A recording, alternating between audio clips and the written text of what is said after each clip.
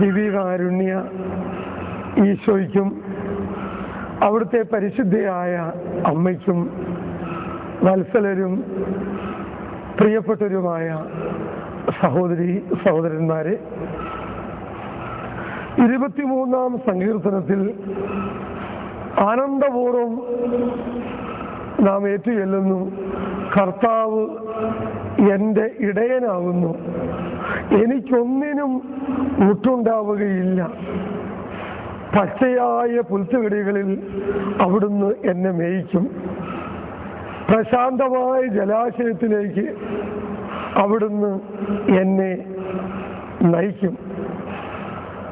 തിരുസഭയെ തൻ്റെ മണവാട്ടിയും ഭൗതിക ശരീരവും തൻ്റെ ആട്ടിൻപറ്റവുമായ തിരുസഭയെ കാലാകാലങ്ങളിൽ കരുതലോടെ പോറ്റി വളർത്തിക്കൊണ്ടിരിക്കുന്ന ആ നല്ല ഇടയൻ ലോക അവസാനത്തോളം ഞാൻ നിങ്ങളോടുകൂടി ഉണ്ടായിരിക്കും എന്ന് നൽകിയ വാഗ്ദാനം അനുസരിച്ച് സഭാ തനയരുടെ വളർച്ചയ്ക്കും ഉയർച്ചയ്ക്കുമായി വേണ്ട എല്ലാ കാര്യങ്ങളും പരിപാലിച്ച് ക്രമീകരിക്കുന്നു. പരിശുദ്ധനായ ജോൺ പോൾ രണ്ടാമൻ പാപ്പായെ ഈ കാലഘട്ടത്തിനായി മഹാദാനമായി അവിടുന്ന് നൽകി. നമുക്കവിടുത്തേക്ക് നന്ദി പറയാം. എന്നാൽ ഒരു ശരീരത്തിൽ പല അവയവങ്ങളുണ്ട്. തിരുസഭാ ശരീരത്തിൽ ശിരസിന്റെ സ്ഥാനത്താണ് പാപ്പ നിൽക്കുന്നതെങ്കിൽ ഇതാ ശരീരത്തിൽ കൈകളും കാലുകളും നാവും അധരങ്ങളും എല്ലാം ഉണ്ട്. സഭാ ശരീരത്തിൽ തിരുസഭയുടെ വിശുദ്ധ കുർബാനയിലും പരിശുദ്ധ അമ്മയിലും കൂദാശകളിലും പരിശുദ്ധ കത്തോലിക്ക വിശ്വാസത്തിലും സഭാതനയരെ ബലപ്പെടുത്തുവാൻ, ശക്തിപ്പെടുത്തുവാൻ കർത്താവ് കനിവോടെ ഉയർത്തിയ അവിടുത്തെ ഒരു എളിയ ദാസിയാണ് നമ്മുടെ പ്രിയപ്പെട്ട സഹോദരി മരിയ.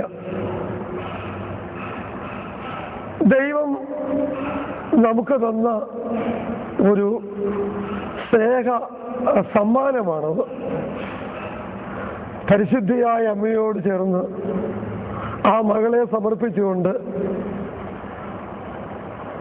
തിരുസഭയെ ഓർത്ത് നമുക്ക് പറയാം, എളിയ ദാസിയെ ദൈവം തൃക്കൻ പാർത്തു. ശക്തനായവൻ വലിയ കാര്യം ചെയ്തു. പ്രത്യേകമായ ദൈവശാസ്ത്ര പരിശീലനമോ വിശുദ്ധ ഗ്രന്ഥത്തിലുള്ള വൈദഗ്ധ്യമേറിയ പഠനങ്ങളോ ഒന്നുമില്ലാത്ത സാധാരണക്കാരിയായ ഒരു പെൺകുട്ടിയെ ദൈവം തെരഞ്ഞെടുത്തത് അവിടുത്തെ മഹത്വത്തിന് വേണ്ടിയാണ്. ഓശാന തിരുനാളിൽ അവിടുന്ന് തെരഞ്ഞെടുത്തത് ഒരു ആനയെയോ കുതിരയെ അല്ല, ഒരു കഴുതക്കുട്ടിയാണ്. പണിക്കാർ ഉപേക്ഷിച്ച് കളഞ്ഞ കല്ലിനെ മൂലക്കല്ലായി അവിടുന്ന് മാറ്റുന്നു. ഇത് കർത്താവിൻ്റെ പ്രവൃത്തിയാണ്. നമുക്ക് ഇത് ആശ്ചര്യകരമായി തോന്നും.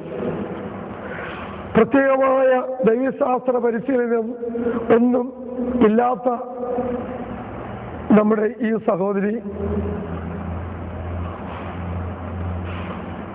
ആരാധനാക്രമ വ്യാഖ്യാതാക്കളായ വിശുദ്ധ എഫ്രൈമും വിശുദ്ധ ബേസിലും വിശുദ്ധ തേഡോറും വിശുദ്ധ നർസായിയും വിശുദ്ധ അഗസ്തീനോസും വിശുദ്ധ അംബ്രോസും ഒക്കെ നൽകിയിരിക്കുന്ന ആ വിശുദ്ധരായ സഭാപിതാക്കന്മാർ ആരാധനക്രമത്തിന് വിശുദ്ധ കുർബാനയ്ക്ക് നൽകിയ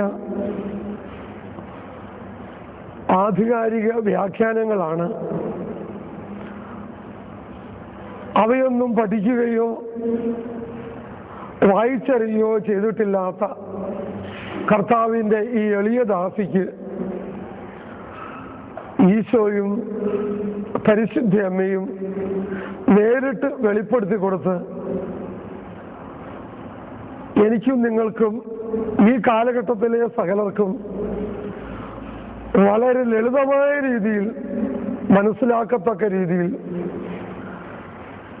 സംലഭ്യമാക്കിയിരിക്കുന്നത്. കൽക്കട്ടയിലെ ക്ലോയിസ്റ്റേഡ് കോൺവെന്റിൽ 1.5 വർഷത്തോളം മൗനത്തിലും പ്രാർത്ഥനയിലും കഴിഞ്ഞ ശേഷം ചേർത്തലയിലെ ഫ്രാൻസിസ്കൻ ക്ലോയിസ്റ്റേഡ് കോൺവെന്റിലും 6 മാസത്തോളം മൗനത്തിലും പ്രാർത്ഥനയിലും കഴിഞ്ഞ ശേഷം ഈ ദിവ്യകാരുണ്യ മത്സരത്തിൽ ഇങ്ങനെ ഒരു വലിയ ദൗത്യം ചെയ്യുവാൻ കർത്താവ് ഈ മകളെ പ്രത്യേകമായി നിയോഗിച്ചതിന് നമുക്ക് നന്ദി പറയാം.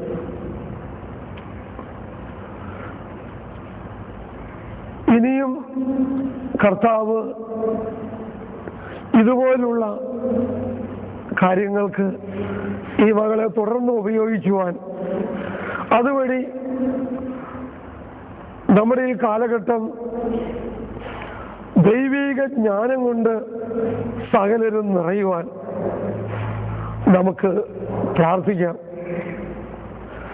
ഈ ദിവ്യകാരുണ്യ വർഷം ദിവ്യകാരുണ്യത്തെക്കുറിച്ച് പറയുന്നവരെയും അത് കേൾക്കുന്നവരെയും വിശുദ്ധ കുർബാനയെക്കുറിച്ച് എഴുതുന്നവരെയും അത് വായിക്കുന്നവരെയും എല്ലാം ദൈവം സമൃദ്ധമായി അനുഗ്രഹിക്കുന്ന കൃപയുടെ സമൃദ്ധമായ കോരിച്ചൊരിയൽ നടക്കുന്ന വർഷമാണ്.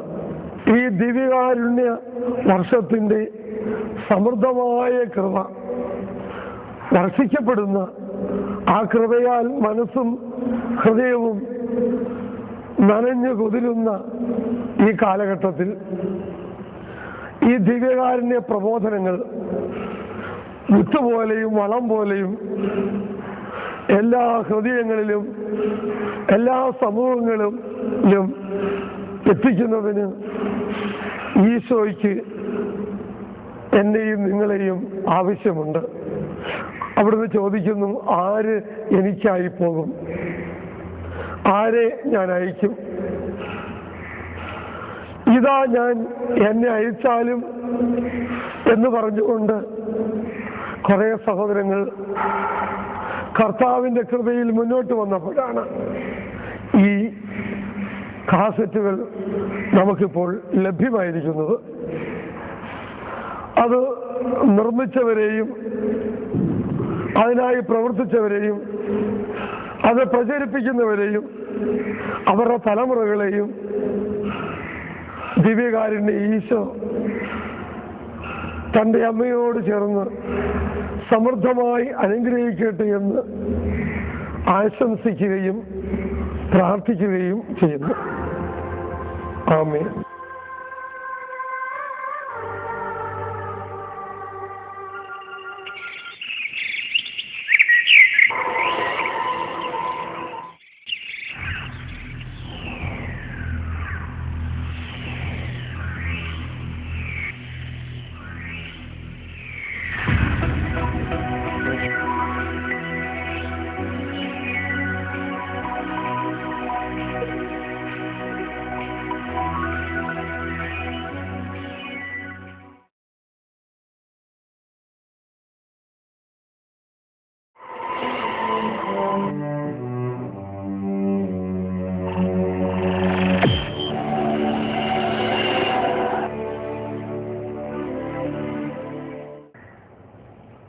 വലിയ സ്നേഹത്തോടുകൂടി ഈ ദിവസം അവിടുന്ന് ഞങ്ങളെ വിളിച്ചതിനെ ഓർത്ത് ഞങ്ങൾ നന്ദി പറയുന്നു.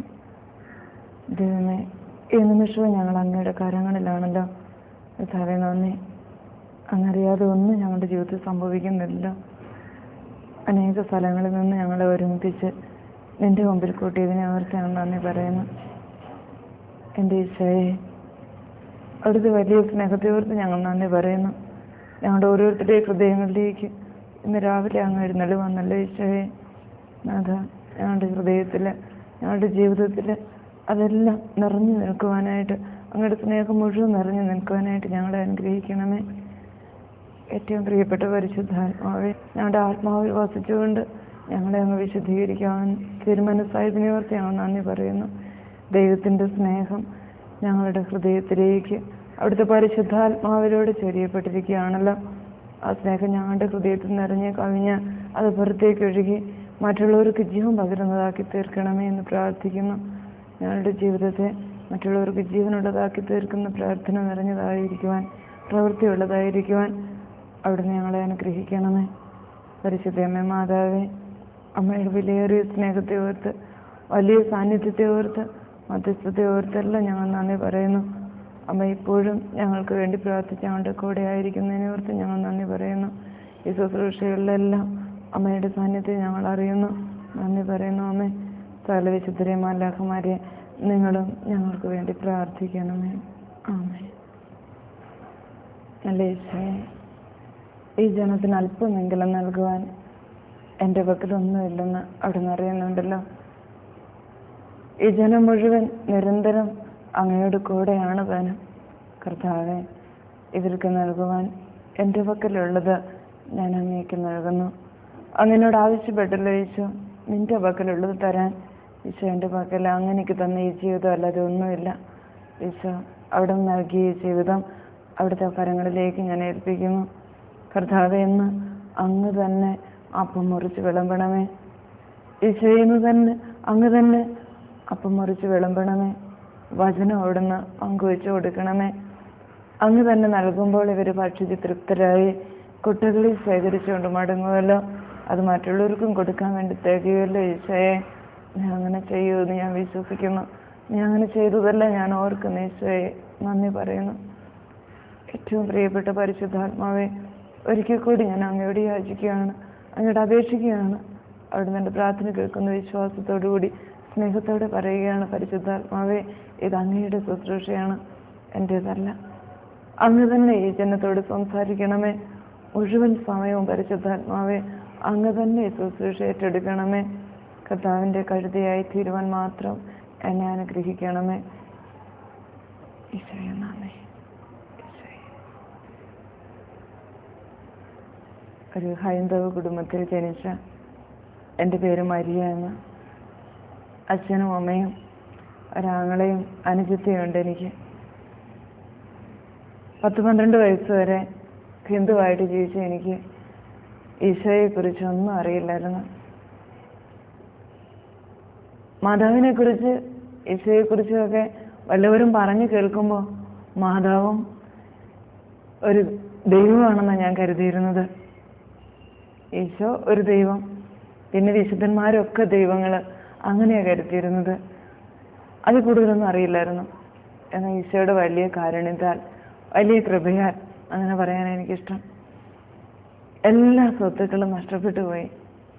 അങ്ങനെ എല്ലാ സമ്പത്തും ഭൗതികമായിട്ടുള്ളതെല്ലാം നഷ്ടപ്പെട്ടു പോയതുകൊണ്ട് സർവ്വസമ്പത്തിൻ്റെയും ഉടയവനായ ദൈവം ഞങ്ങളെല്ലാവരും ഈശോയുടെ സ്വന്തമായി തീരാനായിട്ട് അവിടുന്ന് അനുവദിച്ചു. ഞാൻ പറഞ്ഞല്ലോ, 12 വയസ്സ് വരെ ഈശോയെക്കുറിച്ചൊന്നും അറിയില്ലായിരുന്നു കാര്യമായിട്ട്. പേര് കേട്ടിട്ടുണ്ടെന്ന് മാത്രമേ ഉള്ളൂ. എന്നാൽ അത്രയും 10-12 വയസ്സായപ്പോൾ എല്ലാം നഷ്ടപ്പെട്ടു പോയതുകൊണ്ട്, സമ്പത്തെല്ലാം നശിച്ചു പോയതുകൊണ്ട് ഞങ്ങൾ ഹൈ റേഞ്ചിലേക്ക് സ്ഥലം മാറിപ്പോയി.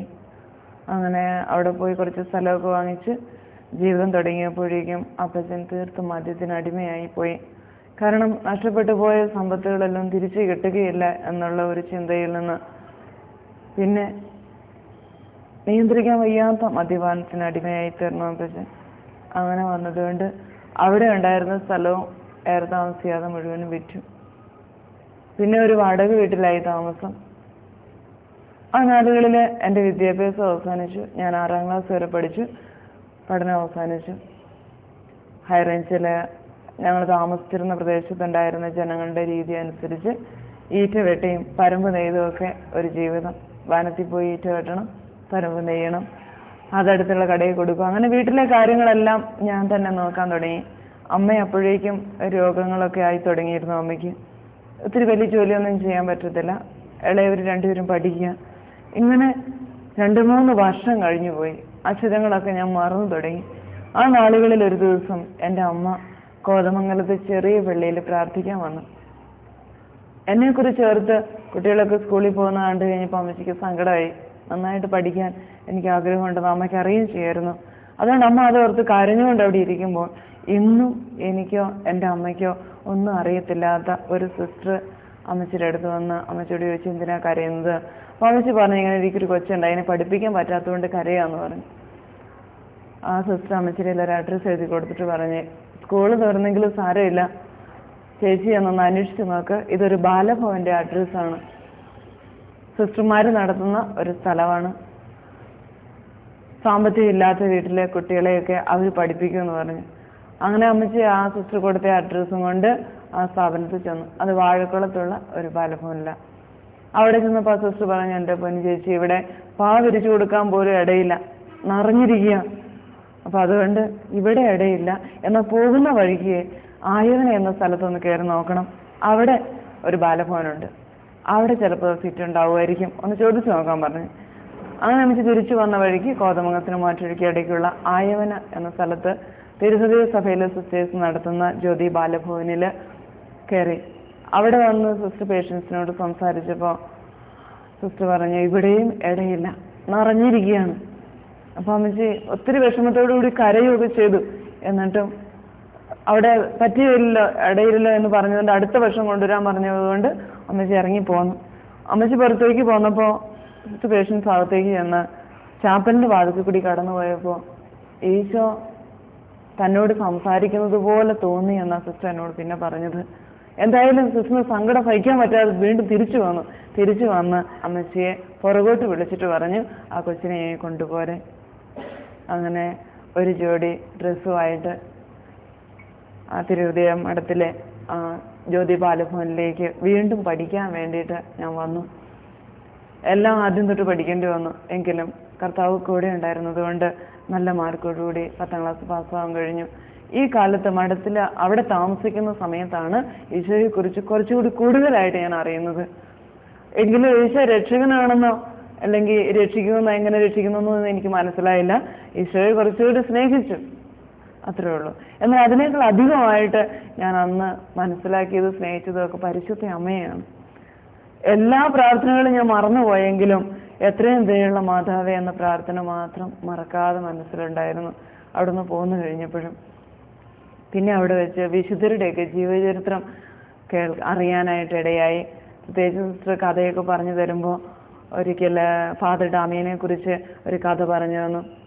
അപ്പോൾ അതെനിക്ക് ഒട്ടും മനസ്സിലായില്ല. അതുകൊണ്ട് ഞാൻ സിസ്റ്ററിനോട് ചോദിച്ചു, എന്താ അച്ഛൻ അറിയില്ലായിരുന്നു അവിടെ പോയി കുഷ്ഠരോഗികളുടെ ഇടയിൽ ശുശ്രൂഷിച്ചാൽ മരിച്ചു പോകുമെന്ന് അറിയില്ലേ? സിസ്റ്റർ പറഞ്ഞു, അറിയാം, പിന്നെന്താ അങ്ങോട്ട് പോയത്? അങ്ങനെ ആർക്കും വേണ്ടാത്തവർക്ക് വേണ്ടിയൊക്കെ ജീവിക്കാനായിട്ടാണ് ഞങ്ങളുടെ ദൈവം പറഞ്ഞിരിക്കുന്നത്. അതെനിക്കൊരു പുതിയ അറിവായിരുന്നു. എന്തായാലും ആ ദൈവം ആർക്കും വേണ്ടാത്തവർക്കൊക്കെ അപ്പോൾ ആ ദൈവം ഉണ്ടല്ലോ എന്നൊരു ചിന്ത ഉള്ളിലുണ്ടായി. അതെനിക്കൊരു ചെറിയ ആശ്വാസമായിരുന്നു. അന്നത് വലിയ ആശ്വാസമായിരുന്നു. പിന്നെ ഒരു ദിവസം മരിയ ഗരേത്തിയുടെ പുസ്തകം വായിക്കാൻ തന്നു. അത് വായിച്ച് കഴിഞ്ഞപ്പോൾ അതും എനിക്ക് മനസ്സിലായില്ല എന്താ അതിൽ പറഞ്ഞിരിക്കുന്നതെന്ന്. അതുകൊണ്ട് സിസ്റ്ററിനോട് ചോദിച്ചപ്പോൾ പറഞ്ഞു, അതെ, പാപം ചെയ്യരുത്, തെറ്റ് ചെയ്യരുതെന്ന് എൻ്റെ അമ്മ പറഞ്ഞു തന്നിട്ടുണ്ട്. പക്ഷെ പാപം ചെയ്യരുതെന്നുള്ള വാക്ക് ഞാൻ ആദ്യമായിട്ട് കേൾക്കുക. അതേക്കുറിച്ച് സിസ്റ്റർ എനിക്ക് പറഞ്ഞു തന്നു. എന്തായാലും ജീവിതത്തിൽ മര്യാദ ചെയ്തതുപോലെയൊക്കെ നല്ലവളായിട്ട് ജീവിക്കണമെന്ന് മനസ്സിൽ തോന്നി. ഏറ്റവും ഒടുവിലായിട്ട് ഇത്രയും കൂടി പറഞ്ഞു, സിസ്റ്റർ, മോളെ, ഈശോയ്ക്ക് ഒന്നും കൊടുക്കണ്ട, ഹൃദയം മാത്രം മതി. എന്ത് ചോദിച്ചാലും ഈശോ തരും, ഈശോ സ്നേഹിക്കുകയും ചെയ്യും. അത് എൻ്റെ മനസ്സിൽ കിടന്നു. പിന്നീട് 10ാം ക്ലാസ്സൊക്കെ പാസ്സായി. ഞാൻ എൻ്റെ വീട്ടിൽ പോയി. പിന്നെ മുരിക്കാശ്ശേരി പാനമ്മ കോളേജിൽ ചേർന്നു. PDC കഴിഞ്ഞ് കുറവിലെങ്ങാണ്ട് വന്ന് പ്രൈവറ്റായിട്ട് ANM പഠിച്ചു. അത് കഴിഞ്ഞതിന് ശേഷം വീട്ടിലെ എല്ലാ കാര്യങ്ങളും ഒത്തിരിയേറെ ദുരിതത്തിലേക്ക് പോയി. അപ്പച്ചൻ എവിടെയാണെന്ന് ഞങ്ങൾക്ക് അറിയത്തില്ല. അമ്മച്ചി തീർത്തും രോഗിയായി, ഒരു ജോലിയും ചെയ്യാൻ പറ്റത്തില്ലാത്ത വിധത്തിലായി. ഇളയൊരു കുട്ടികൾ പഠിക്കുക, അവർക്ക് ജോലിയൊന്നും ആയിട്ടില്ല. അങ്ങനെ വലിയ വിഷമത്തിലും ദുഃഖത്തിലും വന്ന ഒരു വാടക വീട്ടിലാണ് താമസിക്കുന്നത്. അതുപോലും കൊടുക്കാൻ എനിക്ക് നിവൃത്തിയില്ലാതെ വന്നപ്പോൾ ദൈവത്തെ എനിക്ക് ആവശ്യമായിട്ട് വന്നു. അപ്പൊ അതുകൊണ്ട് ദൈവത്തോട് എനിക്കറിയാവുന്ന എല്ലാ ദൈവങ്ങളോടും ഞാൻ പ്രാർത്ഥിച്ചു. പക്ഷെ ഒരിടത്തു നിന്നും എനിക്ക് ഒരു സാരമില്ല എന്ന വാക്ക് പോലും കേൾക്കാൻ പറ്റിയില്ല, ഒരിടത്തു നിന്നും കേൾക്കാൻ പറ്റിയില്ല. അപ്പൊ ഞാൻ ആലോചിച്ചു, ഇനി ആരോട് പ്രാർത്ഥിക്കണം? എനിക്കാണെങ്കിൽ എന്തെങ്കിലും ഒരു നേർച്ച ഇടാൻ പോലും എൻ്റെ ഒരു പൈസ പോലും ഇല്ല താനും. അതുകൊണ്ട് ഞാൻ ഈശോയെ കുറിച്ച് അന്ന് സിസ്റ്റർ പേഷ്യൻസ് പറഞ്ഞ കാര്യങ്ങൾ ഓർത്തു. അതുകൊണ്ട് ഈശോയോട് പ്രാർത്ഥിക്കാൻ ആഗ്രഹിച്ചു. അങ്ങനെ ഈശോയോട് പ്രാർത്ഥിക്കാമെന്ന് വിചാരിച്ച് ഞാൻ പോയിരുന്നപ്പോൾ സ്വർഗസ്വനായ പിതാവും നന്മ നിറഞ്ഞു മറിയും എനിക്കറിയാം. പക്ഷേ എൻ്റെ ആവശ്യങ്ങളൊക്കെ ഈശോയോട് എങ്ങനെയാണ് പറയേണ്ടതെന്ന് എനിക്കറിയത്തില്ല. അങ്ങനെ വലിയ വിഷമത്തോടു കൂടി ഇരിക്കുമ്പോൾ ഞാൻ ഓർത്ത് ഏതെങ്കിലും ക്രിസ്ത്യാനിയോട് ചോദിക്കാം. അങ്ങനെ നടക്കുമ്പോൾ ഒരു ചേച്ചിയെ കണ്ടുമുട്ടി. ആ ചേച്ചി ക്രിസ്ത്യാനിയാണെന്ന് എനിക്ക് തോന്നിയതുകൊണ്ട് ഞാൻ ചേച്ചിയോട് ചോദിച്ചു, എങ്ങനെയാ ഈശോയോട് പ്രാർത്ഥിക്കുന്നത്? ആ ചേച്ചി ഒരു പെന്തക്കോസ്ത് സമൂഹത്തിൽ ഉള്ളയാളായിരുന്നു. ചേച്ചി വലിയ സന്തോഷത്തോടു കൂടി കുറച്ച് കാര്യങ്ങളൊക്കെ പറഞ്ഞു തന്നു.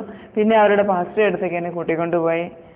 അങ്ങനെ ഈശോയോട് എങ്ങനെയാ പ്രാർത്ഥിക്കേണ്ടതെന്നുള്ള ചോദ്യവുമായിട്ട് കടന്നു ചെന്നപ്പോൾ ഈശോയെ കുറിച്ചുള്ള കാര്യങ്ങളൊക്കെ അവരെന്നെ പഠിപ്പിച്ചു. എന്നാൽ 2 മാസത്തെ പഠനത്തിന് ശേഷം എനിക്ക് മനസ്സിലായത് അത് വേറെ ആരുടെയും കുഴപ്പം കൊണ്ടല്ല. എനിക്ക് മനസ്സിലായത് ഞാൻ ബൈബിൾ മുഴുവൻ പഠിച്ചു കഴിഞ്ഞെന്ന്.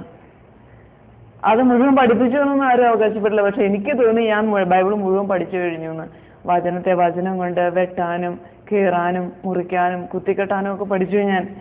പക്ഷെ സ്നേഹിക്കാൻ പഠിച്ചില്ല. ആരെ കണ്ടാലും ഞാൻ ചോദിക്കും, രക്ഷിക്കപ്പെട്ടതാണോ? പ്രത്യേകിച്ചും ക്രിസ്ത്യാനിയെ കണ്ടാൽ ചോദിച്ചിരിക്കും, രക്ഷിക്കപ്പെട്ടതാണോ? ഇപ്പോൾ മരിച്ചാൽ സ്വർഗത്തിൽ പോവോ? പുണ്യാൾമാരൊക്കെ സ്വർഗത്തിലുണ്ടോ? അന്ത്യവിധി കഴിഞ്ഞിട്ടില്ല, അപ്പൊ അതിനു മുമ്പ് അവരൊക്കെ അവിടെ എങ്ങനെ ചെന്നത്? ഇങ്ങനെ കുറേ ചോദ്യങ്ങൾ ചോദിക്കാൻ പഠിച്ചു.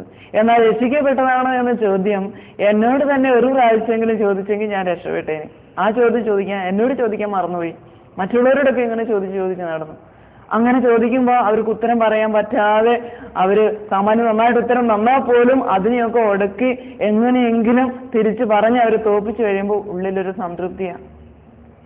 അങ്ങനെ കുറെ മാസങ്ങള് വിശ്വാസത്തിൽ എങ്ങനെ വളർന്ന് പോയിക്കൊണ്ടിരുന്നു. പിന്നെ ബൈബിളിന്റെ ഏത് ഭാഗം ചോദിച്ചാൽ ആധികാരികമായി ഉത്തരം തരാമെന്ന് ഞാൻ പറയാൻ തുടങ്ങി.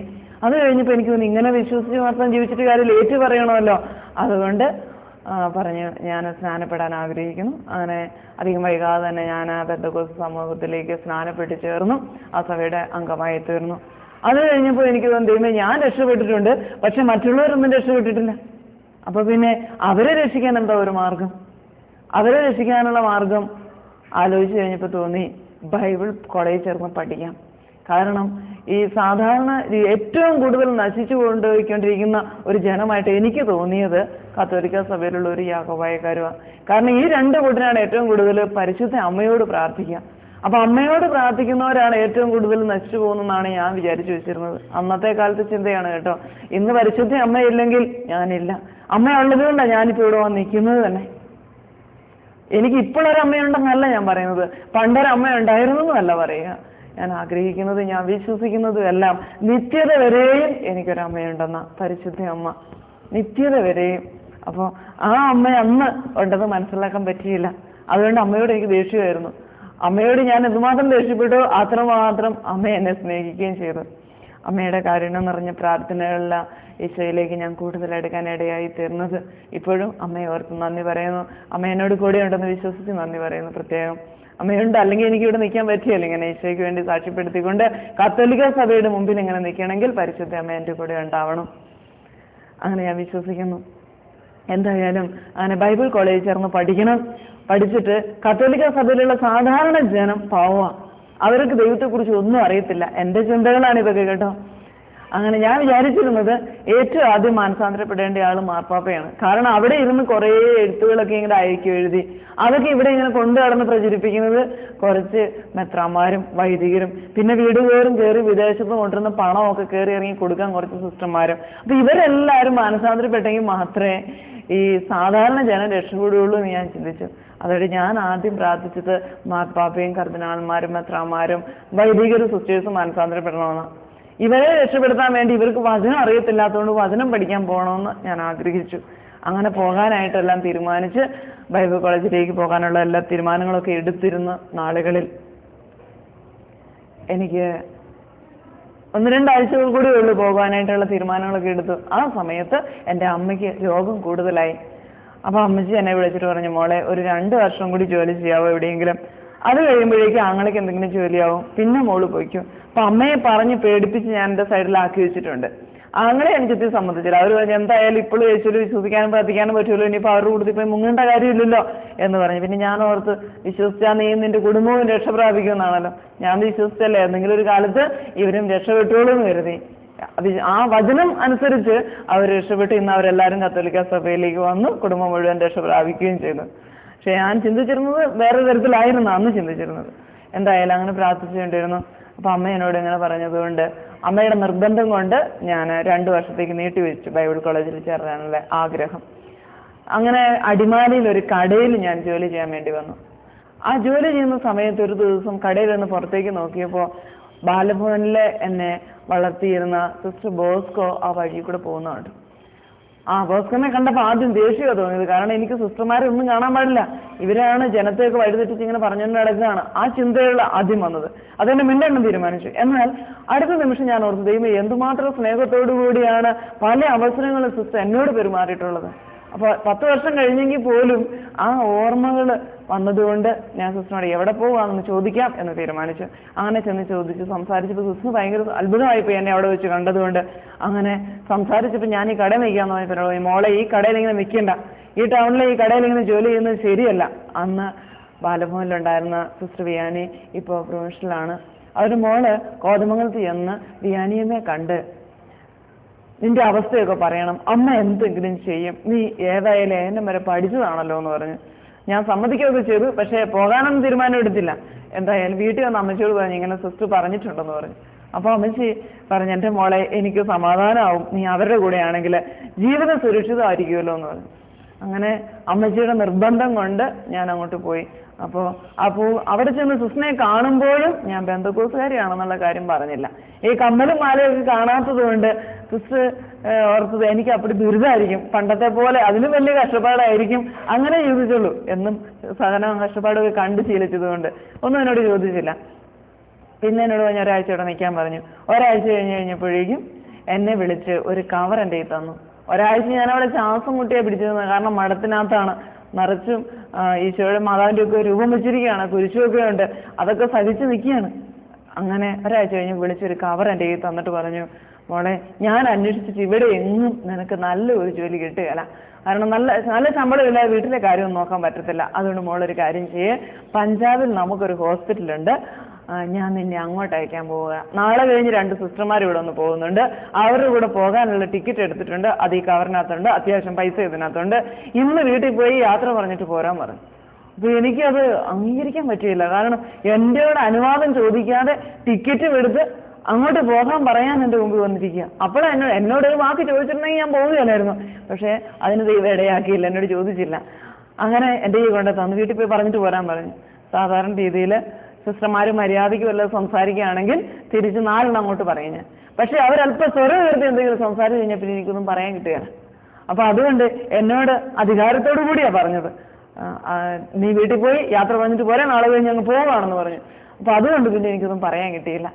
ഞാൻ വിഷമത്തോടുകൂടി പോരുമ്പോൾ എൻ്റെ ഹൃദയത്തിൽ വളരെ ഉറക്കം ഞാൻ വിളിച്ചു പറയുന്നുണ്ട്, ഞാൻ പോകുകയില്ലെന്ന്. പക്ഷേ വായിൽ പുറത്തേക്ക് സ്വരം വരുന്നില്ല പോകുകയില്ലെന്ന് പറയാനായിട്ട്. അങ്ങനെ വീട്ടിൽ വന്ന് യാത്ര പറഞ്ഞ് അമ്മച്ചോട് വന്നപ്പോൾ അമ്മച്ചി പറഞ്ഞ് എനിക്ക് സമാധാനമായി, 2 കൊല്ലം കഴിഞ്ഞ് അവിടെ അടുത്താണല്ലോ, സുരക്ഷിതമാണ് ജീവിതം, അങ്ങനെ എനിക്ക് സമാധാനമായിട്ട് ഇരിക്കുകയും ചെയ്യാം എന്ന് പറഞ്ഞ് അമ്മച്ചി എന്നെ പറഞ്ഞു വിട്ടു. വീണ്ടും തിരിച്ചു വന്നു കഴിഞ്ഞപ്പോൾ ഒരു ബാഗ് നിറയെ ഡ്രസ്സും അവിടെ ഉപയോഗിക്കാനുള്ള സാധനങ്ങളെല്ലാം വിയാനിമ എടുത്തു വെച്ചിരിക്കുക. അപ്പോൾ എനിക്ക് അത്ഭുതമാണ് ഇപ്പോഴും. കാരണം എന്നെ എന്തുകൊണ്ടാണ് അവരൊക്കെ അത്രയും സ്നേഹിച്ചത്? എൻ്റെ ദൈവം എന്നെ സ്നേഹിച്ചതുകൊണ്ടെന്ന് മാത്രമേ എനിക്ക് പറയാനുള്ളൂ. കാരണം എനിക്ക് എന്ത് യോഗ്യതയുണ്ട്? എവിടെയോ ജനിച്ചു വളർന്ന ഒരു ഹിന്ദു കുട്ടി ഞാനിങ്ങനെ ക്രിസ്ത്യാനി ആവുമെന്നോ അല്ലെങ്കിൽ ഞാൻ ബന്ധക്കോസുകാരിയാണെന്നുള്ള കാര്യം പോലും ഞാൻ പറഞ്ഞിട്ടില്ല. എന്നെ അത്ര സ്നേഹിക്കേണ്ട കാര്യം അമ്മയ്ക്കില്ല. ഞാൻ അവർക്ക് വേണ്ടി ഒന്നും ചെയ്തു കൊടുത്തില്ല. അവരുടെ ഔദാര്യത്തിൽ അവിടെ ജീവിച്ച് 10ാം ക്ലാസ് വരെ പഠിച്ചു ഇറങ്ങി പോകുന്നു എന്നുള്ളതല്ലാതെ ഞാൻ അങ്ങോട്ട് ഒരു 5 പൈസ കൊടുത്തിട്ടില്ല. അവിടെ ജീവിച്ച കാലം മുഴുവൻ അവർക്കായിരുന്നു കഷ്ടപ്പാട്. എന്നെ മാത്രം എൻ്റെ അമ്മയെ കൂടെ അവർ നോക്കേണ്ടി വന്നിട്ടുണ്ട് ഒരവസരത്തിൽ. അപ്പൊ അതുകൊണ്ട് അവർക്ക് എന്നെ കൊണ്ട് ഇന്നും കഷ്ടപ്പാടേ ഉണ്ടായിരുന്നുള്ളൂ. അത് കഴിഞ്ഞ് വീണ്ടും അവരെന്നെ സ്നേഹിക്കുക. ഒടുവിൽ യാത്ര പറഞ്ഞ് ഇറങ്ങി പോന്നപ്പോൾ അമ്മ പുതച്ചിരുന്ന ഷാള് മടക്കിയെടുത്ത് എൻ്റെ തന്നിട്ട് പറഞ്ഞാൽ അവിടെ നല്ല തണുപ്പാ, ഇതും കൂടി ഇരിക്കട്ടെ. അതും കൂടി അത്രമാത്രം അവിടെ എന്നെക്കുറിച്ച് കരുതലുള്ള ദൈവം അതുപോലും എനിക്കറിയത്തില്ലാത്ത ആ സാഹചര്യ കാലാവസ്ഥയെ പോലും കരുതത്തക്ക രീതിയിൽ ഇവിടെ നിന്ന് തന്നെ എന്നെ അയക്കുകയാണ്. മുറ്റത്തേക്ക് ഇറങ്ങി വാനിൽ കയറാൻ തുടങ്ങിയപ്പോൾ ഒരു ജപമാല എടുത്ത് കയ്യിൽ തന്നിട്ട് പറഞ്ഞു, പെന്തക്കോസുകാരെ പോലെ കഴുത്തും കാതും പറിച്ച് ഇങ്ങനെ നടക്കരുത്, ഇത് കഴുത്തിലേക്ക് ഇട്ടു. അത്രയും നേരമുള്ള കാര്യങ്ങളൊക്കെ സഹിക്കാൻ പറ്റി എനിക്ക്. കാരണം എൻ്റെ പുറമേയുള്ള എന്നെ ബാധിക്കുന്നതല്ല, എൻ്റെ മനസ്സിന് കുറച്ച് വിഷമം ഉണ്ടാക്കിയെന്നേ ഉള്ളൂ. പക്ഷെ ജപമാല എനിക്ക് സഹിക്കാൻ വയ്യാത്ത കാര്യമാണ്. ഒന്നാമത് എനിക്ക് മാതാവിനെ സഹിക്കാൻ പറ്റില്ല. മാതാവിനൊന്നും ഞാൻ പറയത്തില്ല, മറിയ തന്നെ പറയത്തുള്ളൂ. അപ്പൊ അതുകൊണ്ട് ഈ മറിയമാണെങ്കിൽ എൻ്റെ അന്നത്തെ കണക്കനുസരിച്ച് പള്ളിയുടെ വാതുക്കൽ കർത്താവിനടുത്തേക്ക് ആരും വരാതെ വഴി പിടിച്ചു നിർത്താൻ ഇരിക്കുന്ന ഒരു സാധനമാണ്. അപ്പൊ പിന്നെ മാതാവിനെ എങ്ങനെ അംഗീകരിക്കാൻ പറ്റും? ഇത് കരുത്തരിടാൻ പറ്റുമോ? അങ്ങനെ വിഷമിക്കുകയാണ്. ഈ ദൈവത്തിന് കിട്ടുന്ന സ്നേഹം മുഴുവൻ വഴിയുമേ മേടിച്ചെടുക്കുകയാണ്. അപ്പൊ അതുകൊണ്ട് അമ്മ എനിക്ക് ഒട്ടും കാണാൻ പാടില്ല. ഇങ്ങനെ ഇരിക്കുന്ന ഈ അമ്മയുടെ ജപമാല കരുത്തരിടാൻ പറയുമ്പോൾ വിഗ്രഹമാണ്, അതിന്റെ അറ്റത്തെ വിഗ്രഹം, കുരിശ് എനിക്ക് അന്ന് വിഗ്രഹമാണ്. അപ്പനെ ആരെങ്കിലും കത്തിക്ക് കുത്തിക്കൊന്നാൽ പിന്നെ ആ കത്തി നമ്മൾ ആരെങ്കിലും കഴുത്തെ കിട്ടി തൂക്കിക്കൊണ്ട് നടക്കുമോ എന്നാണ് എൻ്റെ ചോദ്യം. അപ്പൊ അതുകൊണ്ട് ഇത് എനിക്ക് സഹിക്കാൻ പറ്റത്തില്ല. ഞാനത് മേടിക്കാതെ വിഷമിച്ച് നിന്നപ്പം എൻ്റെ കയ്യിലേക്ക് വന്നിട്ട് പറഞ്ഞു, ഇതാ കഴുത്തിലേക്ക് ഇട്ടേ. അങ്ങനെ പറഞ്ഞാൽ പിന്നെ എനിക്ക് ഇടാതിരിക്കാൻ പറ്റത്തില്ല.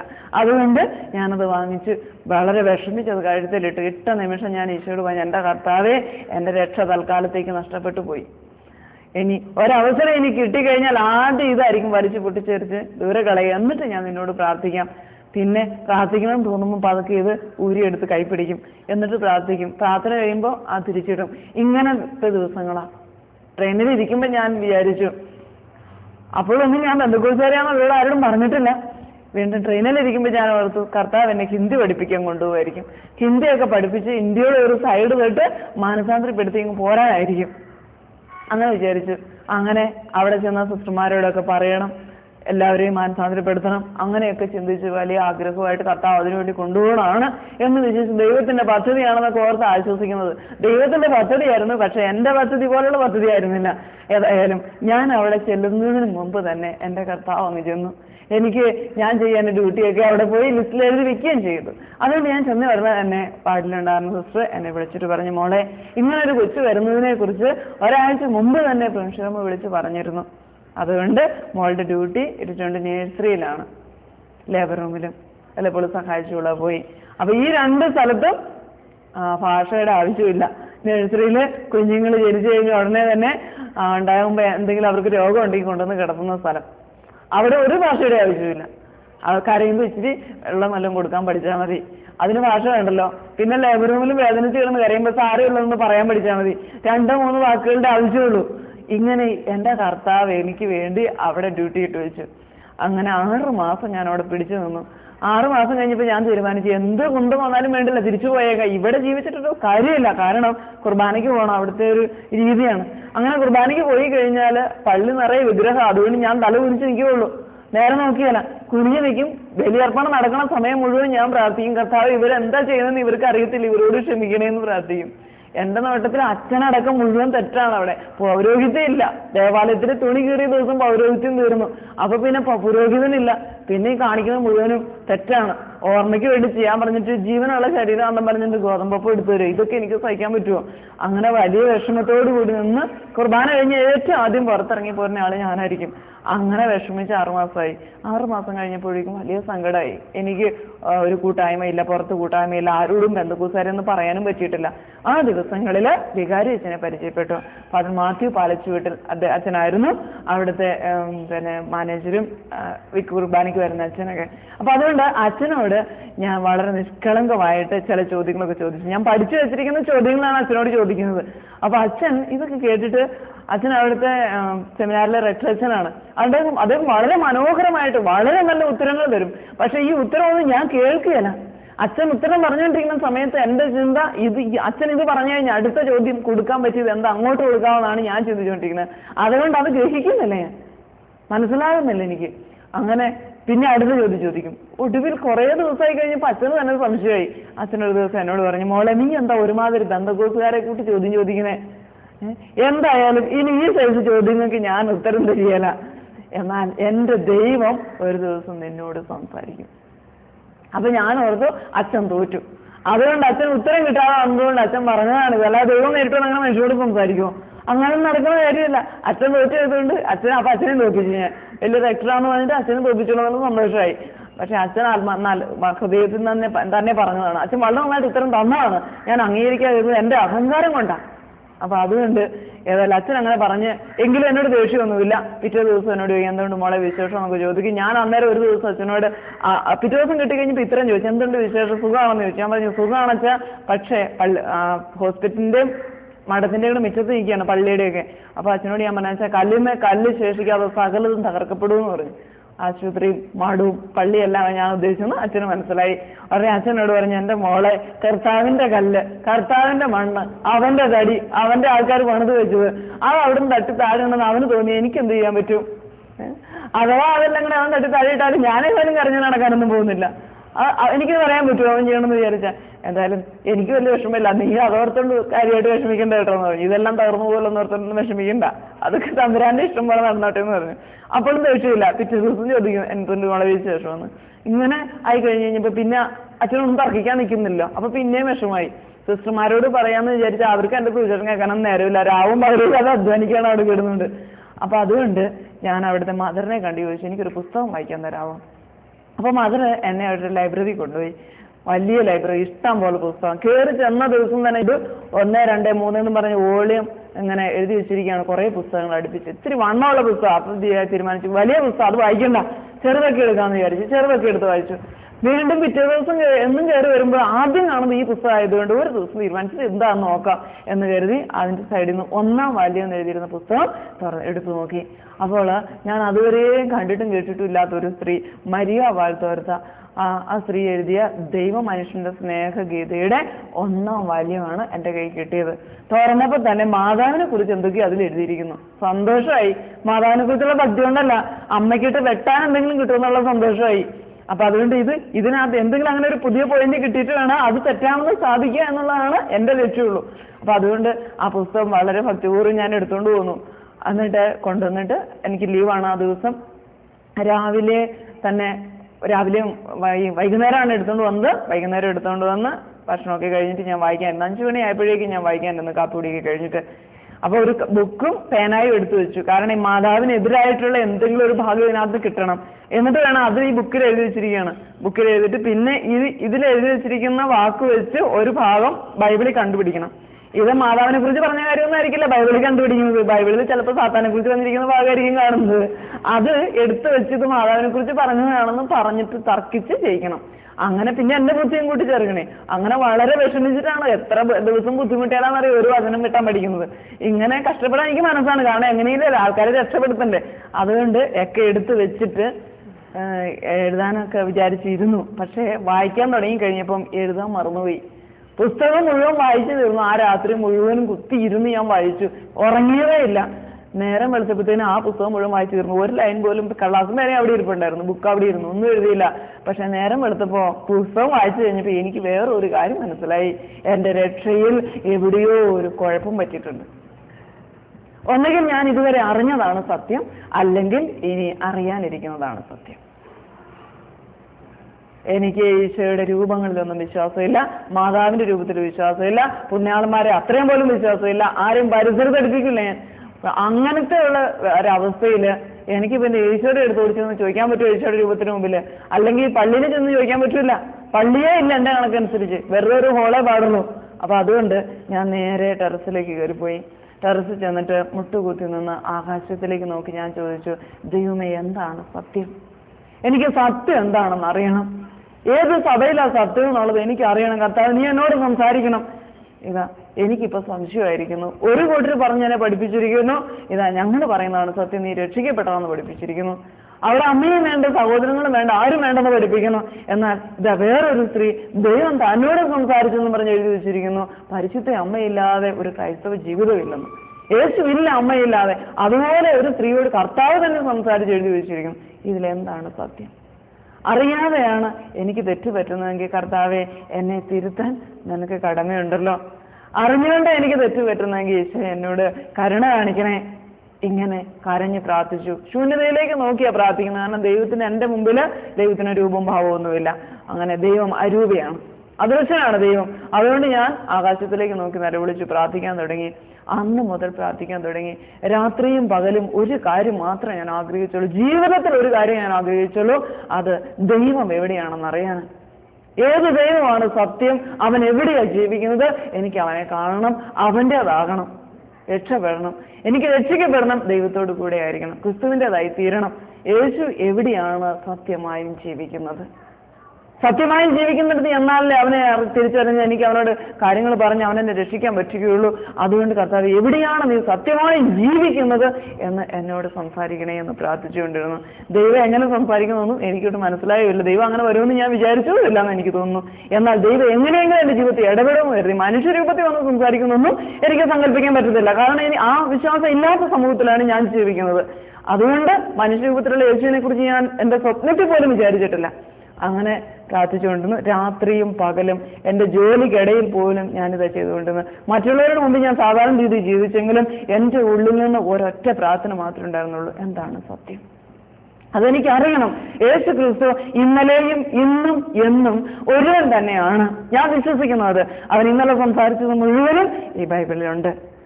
അവൻ ഇനി വീണ്ടും വരുമ്പോൾ സംസാരിക്കാനുള്ള കാര്യങ്ങളും ഈ ബൈബിളിനകത്തുണ്ട്. എങ്കിൽ പിന്നെ അവൻ എന്തുകൊണ്ട് ഇന്ന് സംസാരിച്ചുകൂടാ? ഇന്ന് എന്നോട് എന്തുകൊണ്ട് സംസാരിച്ചുകൂടാ? എങ്കിലല്ലേ എനിക്ക് വിശ്വസിക്കാൻ പറ്റുള്ളൂ. ഈശോ നീ എന്നോട് സംസാരിക്കണം. പത്രോസിനോടും യോഹന്നാനോടും ഒക്കെ അങ്ങ് സംസാരിച്ചു, കൂട്ടത്തിൽ ജീവിച്ചു സംസാരിച്ചു. പക്ഷെ പൗലോസിനോട് സംസാരിച്ചത് അങ്ങ് ഈ ലോകത്ത് പോയി കഴിഞ്ഞാ. അപ്പൊ പിന്നെ അതുപോലെ എന്നോട് സംസാരിക്കാൻ പറ്റുമോ ഈശോയ്ക്ക്? അല്ലെങ്കിൽ പിന്നെ എന്റെ വിശ്വാസം കുറഞ്ഞു പോകില്ലേ ഈശോ? നീ എന്നോട് സംസാരിക്കണം, പൗലോസിനോട് സംസാരിച്ചതുപോലെ എന്നോട് സംസാരിക്കണം. അതുപോലെ പരിശുദ്ധാത്മാവിന് നിറവിന് വേണ്ടി പ്രാർത്ഥിച്ചു. അങ്ങനെ പ്രാർത്ഥിച്ചുകൊണ്ടിരുന്നപ്പോൾ ഞാൻ പറഞ്ഞു, പരിശുദ്ധാത്മാവ് വരാൻ വേണ്ടിയിട്ട് ഞാൻ ഒരു കാര്യം ചെയ്യില്ല, ഞാൻ ആകെ കാത്തിരിക്കുകയും പ്രാർത്ഥിക്കുകയും മാത്രമേ ചെയ്യുള്ളൂ. എൻ്റെതായ ഒരു പ്രവൃത്തി വേറെ ഉണ്ടാവുകയില്ല. കാരണം പത്രോസും യോഹന്നാനും ഒക്കെ പ്രാർത്ഥിച്ചപ്പോൾ അവർ പരിശുദ്ധാത്മാവ് വരാൻ വേണ്ടിയിട്ട് പ്രത്യേകിച്ച് കയ്യും കാലിട്ട് ഇളക്കുവോ തലയിളക്കുവോ നാക്കിളക്കുവോ ഒന്നും ചെയ്തില്ല. അവരവസരത്തിരുന്ന് പ്രാർത്ഥിച്ചു. അവർ പരിശുദ്ധാത്മാവ് തൻ്റെ ഹിതം കൊണ്ട് വന്നതാ അവരുടെ മേൽ. അവർ കാത്തിരിക്കുകയും ചെയ്തു. അതുപോലെ ഞാൻ പറഞ്ഞു, എനിക്ക് സാധാരണ രീതിയിലുള്ള പരിശുദ്ധാത്മാവിനെ ഒന്നും വേണ്ട, പത്രോസിനും പൗലോസിനും കൊടുത്ത പരിശുദ്ധാത്മാവിനെ വേണം എനിക്ക്. അത് കുറഞ്ഞ ഒരു പരിശുദ്ധാത്മാവിനെ കുറിച്ച് എനിക്ക് ചിന്തിക്കാൻ പറ്റില്ല എന്ന് പറഞ്ഞു. അങ്ങനത്തെ അത്രയും ശക്തിയോടുകൂടി വരണം. അപ്പൊ ഞാൻ ചിന്തിച്ചു, ദൈവമേ അപ്പോൾ സത്യം അറിയാൻ പറ്റുമല്ലോ, പത്രോസിനോടും പൗലോസിനോടും ഈശോ സംസാരിച്ചിട്ടുണ്ട്. അങ്ങനെയൊക്കെ ഞാൻ വിചാരിച്ചു. എങ്ങനെ പറഞ്ഞാലാണ് കർത്താവ് വരുന്നത് മാത്രമേ ഞാൻ ചിന്തിച്ചുള്ളൂ. ആ പറയുന്ന വാക്കുകളുടെ ഗൗരവം അന്ന് മനസ്സിലാക്കിയിരുന്നില്ല കേട്ടോ. ഇങ്ങനെ പ്രാർത്ഥിച്ചുകൊണ്ടിരുന്നു, കൂടുതൽ തീവ്രമായി പ്രാർത്ഥിച്ചുകൊണ്ടിരുന്നു. അങ്ങനെ ഒരു ദിവസം പ്രാർത്ഥിച്ച് 6 മാസം ജോലി ഇടയ്ക്ക് ഒരു സെക്കൻഡ് സമയം കിട്ടിയാൽ ഞാൻ ജനലിൽ കൂടെ പുറത്തേക്ക് നോക്കിയിട്ട്, അപ്പോഴും പുറത്തേക്ക് നോക്കണമല്ലോ, ശൂന്യമതയിലാണല്ലോ കർത്താവ് എന്റെ സങ്കല്പത്തിരിക്കുന്നത്. അതുകൊണ്ട് പുറത്തേക്ക് നോക്കിയിട്ട് ഞാൻ ഈശോയോട് ചോദിക്കും, എവിടെയാണ് നീ ഇരിക്കണേ, എന്താണ് സത്യം? വെറുതെ പുറത്തേക്കൊക്കെ നോക്കി ചോദിക്കായിരിക്കും.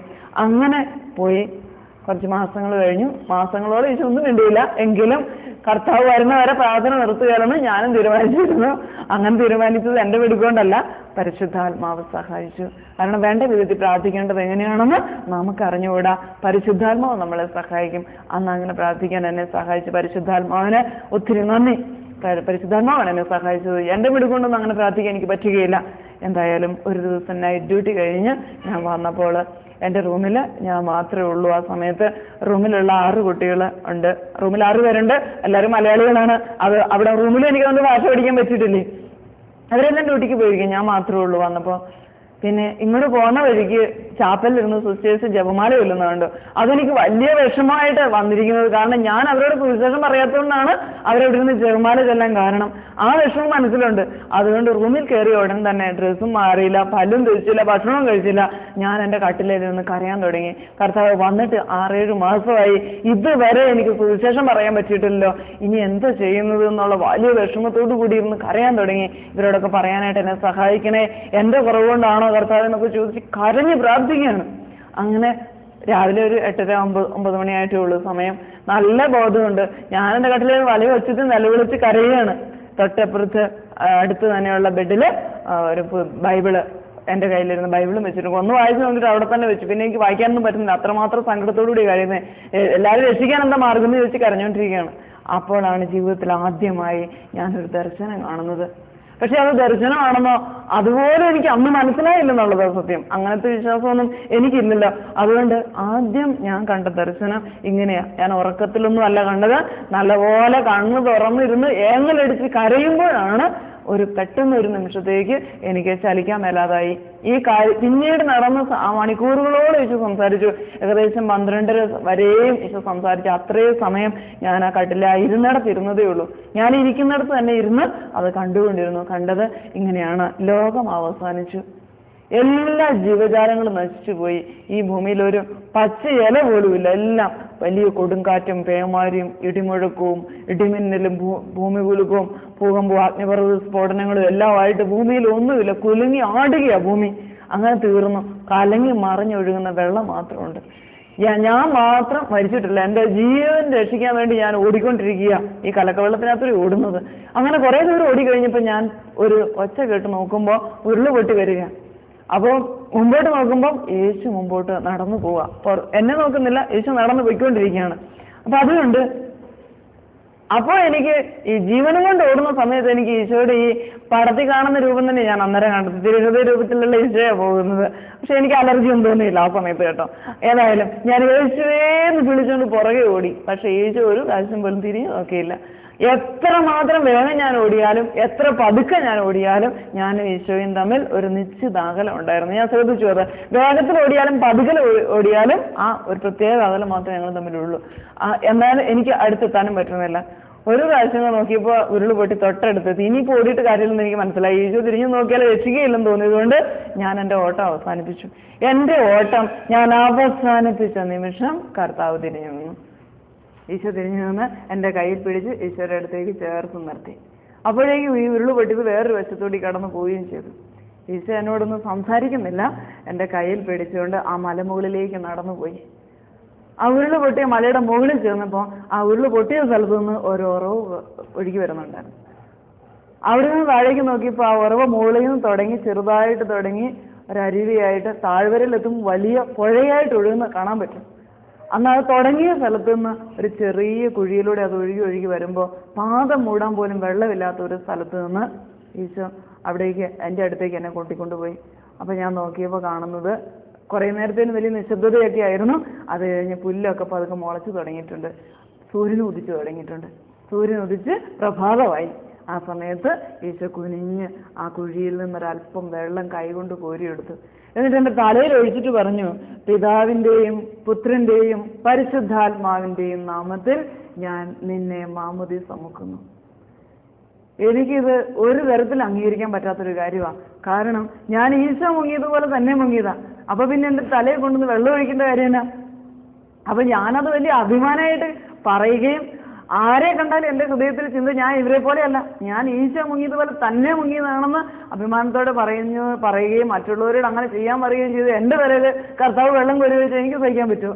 അതുകൊണ്ട് ഈശോയെ പോലും ചോദ്യം ചെയ്യാനുള്ള അഹങ്കാരം എൻ്റെ ഉള്ളിലുണ്ടായിരുന്നത് കൊണ്ടും ഞാൻ ഈശോയോട് ചോദിച്ചു, എന്തുകൊണ്ടാണ് കർത്താവേ ഇങ്ങനെ ചെയ്യുന്നത്? ഞാൻ നീ മുങ്ങിയതുപോലെ തന്നെ മുങ്ങിയതാണല്ലോ.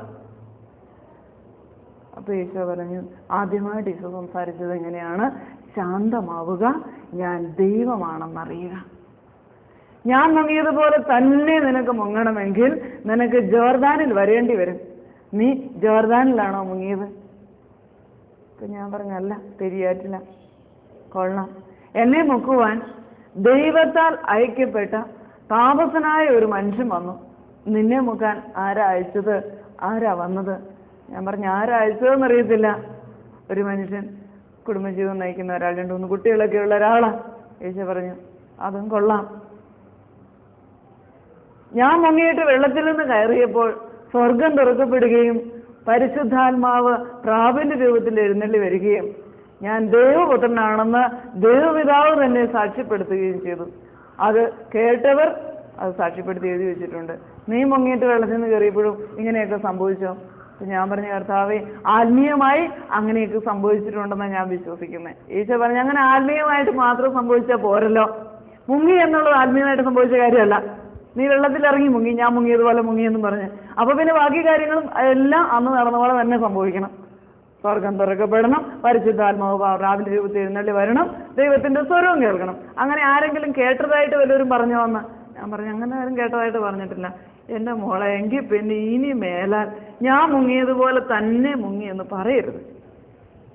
കാരണം ഏതെങ്കിലുമൊക്കെ ചെയ്യാൻ പറ്റുന്ന ഒന്നോ രണ്ടോ കാര്യം ചെയ്തിട്ട് എല്ലാം ഞാൻ ചെയ്തതുപോലെ ചെയ്തു എന്ന് പറഞ്ഞുകൊണ്ട് ബാക്കിയൊക്കെ ഒഴിവാക്കിയിട്ട് എൻ്റെ പേരും പറഞ്ഞ് വെറുതെ നടക്കരുത് മോളെ. പിന്നെ ഞാൻ മുങ്ങുവാൻ വേണ്ടിയിട്ട് ഒത്തിരി കാരണങ്ങളുണ്ട്. അതിൽ ഒരു കാരണമെങ്കിലും അറിയാമെങ്കിൽ നീ ഞാൻ മുങ്ങിയ പോലെ മുങ്ങിയെന്ന് പറയുകയില്ല. അതിൽ ഒരു കാരണം യോഹന്നാന്റെ സുവിശേഷം 1-ാം അധ്യായത്തിലുണ്ട്. അവിടെ യോഹന്നാൻ പറയുക, ജലത്താൽ സ്നാനം നൽകുവാൻ എന്നെ അയച്ചവൻ എന്നോട് പറഞ്ഞിരുന്നു, ആത്മാവിറങ്ങി വന്ന് ആരുടെ മേൽ ആവസിക്കുന്നത് നീ കാണുന്നുവോ അവനാണ് പരിശുദ്ധാത്മാവ് കൊണ്ട് സ്നാനം നൽകുവാനുള്ളവൻ. ഞാനത് കാണുകയും ഇവൻ ദൈവപുത്രനാണെന്ന് സാക്ഷ്യപ്പെടുത്തുകയും ചെയ്യുന്നു. അപ്പൊ ഞാൻ ദൈവപുത്രനാണെന്നുള്ള സാക്ഷ്യം നൽകാനും കൂടിയാണ് അത് ചെയ്തത്. ഇങ്ങനെ ഒത്തിരി കാര്യങ്ങളുണ്ട്. ഇതൊന്നും നിനക്കറിയത്തില്ലാത്തതാ കുഴപ്പം. ഇനി ഞാൻ മുങ്ങിയതുപോലെ തന്നെ മുങ്ങിന്ന് ഇനി പറയരുത് കേട്ടോ. ഞാൻ പറഞ്ഞില്ല, ഇനി പറയല്ല, ഇപ്പൊ എനിക്ക് മനസ്സിലായി. പക്ഷെ ഒരു കാര്യമാണ്, വിശ്വസിച്ച് കഴിഞ്ഞാൽ പോയി ഏറ്റു പറയണ്ടേ? എല്ലാവരുടെ മുമ്പിൽ പോയി ഏറ്റു പറയണ്ടേ? വിശ്വസിച്ച ഹൃദയത്തിൽ വിശ്വസിക്കുകയും അതരം കൊണ്ട് ഏറ്റു പറയുകയും ചെയ്താലേ രക്ഷപ്പെടുകയുള്ളൂ. അപ്പൊ അതുകൊണ്ട് ഞാൻ ഏറ്റു പറഞ്ഞിട്ടുണ്ട്. അപ്പൊ അത് അങ്ങനെയെങ്കിലും ഒന്ന് ഞാൻ ചെയ്തത് ശരിയാണെന്ന് കർത്താവിന് മുമ്പിൽ സ്ഥാപിച്ചു കൊടുക്കാന്നുള്ളതാണ്. പറഞ്ഞ ഈശോ പറഞ്ഞിട്ട്, മോളെ ഒരു ദിവസം അങ്ങനെ നീ പറയുന്ന പോലെയാണെങ്കിൽ ചെന്ന് അച്ഛനെയും വിളിച്ച് കുറച്ച് ആൾക്കാരെയും കൂട്ടി ഏതെങ്കിലും വെള്ളമുള്ള ഒരു സ്ഥലത്തേക്ക് പോയി അവിടെ ചെന്ന് കുറെ മനുഷ്യരെയും കൂട്ടി ഒരു ദിവസം യേശുവിൽ നീ വിശ്വസിക്കുന്നു എന്ന് ഏറ്റു പറഞ്ഞു.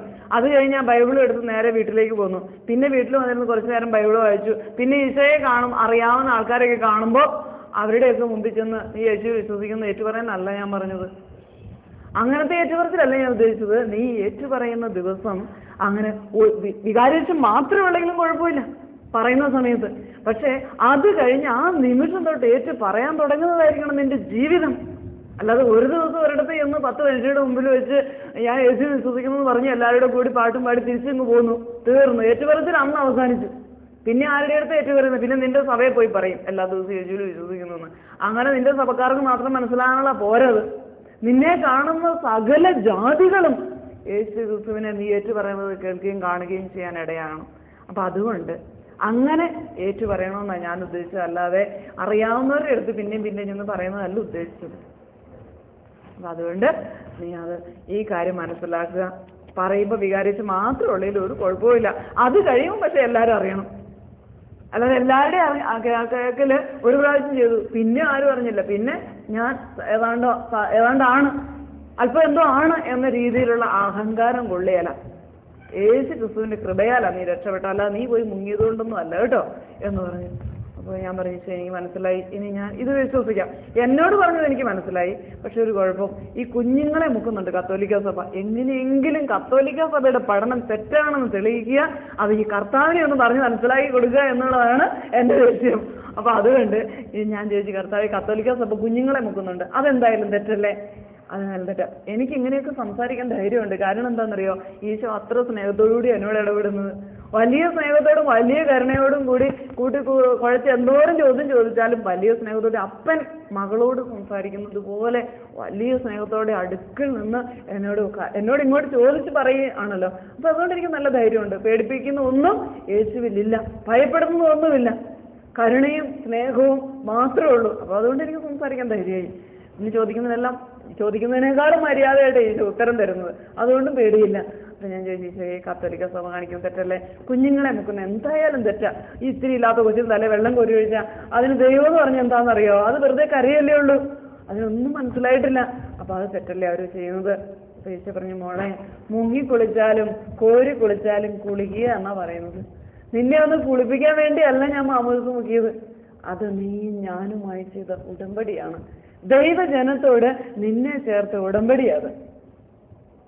അപ്പൊ അതുകൊണ്ട് ഇപ്പൊ മാമോദിസ മുങ്ങിക്കഴിഞ്ഞ് നീ മരിച്ചു പോയാൽ നിന്റെ അസ്ഥിക്ക് പോലും പിന്നെ എനിക്ക് അവകാശം. അത്രത്തോളം വലിയ ഒരു ഉടമ്പടിയാണത്. ഇനി ദൈവജനമെന്ന് വിളിച്ച് പറഞ്ഞുകൊണ്ട് ഞാൻ ആദ്യമായിട്ടൊരു ഉടമ്പടി സ്ഥാപിച്ചത് 2000 കൊല്ലം മുമ്പൊന്നും അല്ല. അത് ഉൽപ്പത്തിയിലെ 17-ാം അധ്യായം വായിച്ചാൽ അബ്രഹാമിനോട് പരിച്ഛേദനം എന്ന ഉടമ്പടിയിലൂടെ ദൈവജനത്തെ ഞാൻ ചേർത്ത് നിർത്തുന്നത് എന്നൊക്കെ കാണാൻ പറ്റും. നീ അതൊന്നിട്ട് വായിച്ചു നോക്കണം. ഞാൻ എന്നും അവരുടെ ദൈവമായിരിക്കുമെന്നും അവരെന്നും എൻ്റെ ജനമായിരിക്കുമെന്നും ഒക്കെ പറഞ്ഞ് ഞാനൊരു ഉടമ്പടി സ്ഥാപിക്കുന്നത് മനോഹരമായിട്ട് അവിടെ എഴുതി വെച്ചിട്ടുണ്ട്. മോളതൊന്നെടുത്ത് വായിച്ചു നോക്കണം. അപ്പൊ അങ്ങനെ വായിക്കുമ്പോൾ നിനക്കത് മനസ്സിലാകും. പരിച്ഛേദനം എന്ന ഉടമ്പടി ഞാൻ സ്ഥാപിച്ചത് ജനിച്ച് 8 ദിവസം പ്രായമായ കുഞ്ഞിനെ പരിച്ഛേദനം ചെയ്യണമെന്ന് അന്ന് പറഞ്ഞ അതേ ദൈവം തന്നെയാ മോളെ ഇന്നും ഞാൻ. നീ എപ്പോഴും പറയുമല്ലോ യേശുക്രിസ്തു ഇന്നലെയും ഇന്നും എന്നും ഒരുവൻ തന്നെയാണെന്ന്. ആ യേശുക്രിസ്തു തന്നെയാ ഇപ്പോഴും ഞാൻ. എനിക്ക് ദൈവത്വത്തിന് മാറ്റമൊന്നും വന്നിട്ടില്ല. അപ്പൊ അതുകൊണ്ട് നിന്റെ വീട്ടിൽ ജനിക്കുന്ന ശിശുവിനെ ഏത് ദിവസം വേണേലും നമുക്ക് നിനക്ക് സ്വാതന്ത്ര്യമുണ്ട്. ആ പരിച്ഛേദനം അന്ന് പരിച്ഛേദനം എന്ന ഉടമ്പടിയായിരുന്നു, ഇന്ന് എല്ലാവർക്കും സ്വീകാര്യമാകുന്നതിന് വേണ്ടി മാമോദീസ എന്ന ഉടമ്പടി സ്ഥാപിച്ചിരിക്കുന്നു എന്ന് മാത്രമേ ഉള്ളൂ. അങ്ങനെ അതിന് ഉടമ്പടിക്ക് മാറ്റമൊന്നും വരുത്തിയിട്ടില്ല. അത് പ്രവൃത്തിയിൽ ഒരല്പം മാറ്റം വരുത്തിയിട്ടുണ്ടെന്ന് മാത്രമേ ഉള്ളൂ. പിന്നെ ജനിച്ചിട്ട് ഇന്ന ദിവസം മാമോദീസ നോക്കണമെന്ന് ഞാൻ ബൈബിളിൽ എഴുതി വെച്ചിട്ടില്ലല്ലോ. ഇനി 8-ാം ദിവസം മാമോദീസ പരിച്ഛേദനം ചെയ്യുന്ന ആ കുഞ്ഞിന് യഹൂദ നിയമങ്ങളൊന്നും അറിയത്തില്ല. വളരുമ്പോൾ ആ കൊച്ചിനെ അവർ പഠിപ്പിക്കുകയാണ് ചെയ്യുന്നത്. ഇത് തന്നെയല്ലേ കത്തോലിക്ക സഭയും ചെയ്യുന്നത്. അതുകൊണ്ട് തിരുസഭയുടെ നിയമങ്ങളോ അല്ല അവർ പറയുന്ന കാര്യങ്ങളൊന്നും അവർ പുതിയ കാര്യമൊന്നുമല്ല.